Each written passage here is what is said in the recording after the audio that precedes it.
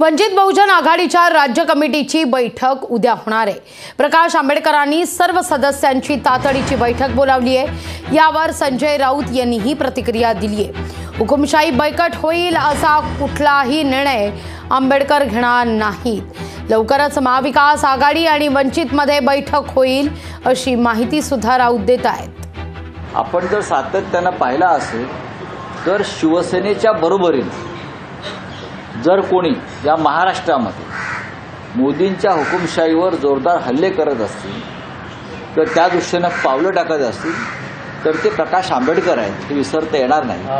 कारण त्यांनी संविधान बचावचं त्यांचा हे असेल संघर्ष असेल किंवा हुकुमशाही विरुद्ध त्यांच्या भूमिका असतील या अत्यंत स्पष्ट आणि परखड आहेत। त्याच्यामुळे नरेंद्र मोदी आणि संविधान यांच्या संदर्भात ते कोणतीही चुकीची भूमिका वेगळी भूमिका घेतील असं या महाराष्ट्राला किंवा देशाला वाटत नाही।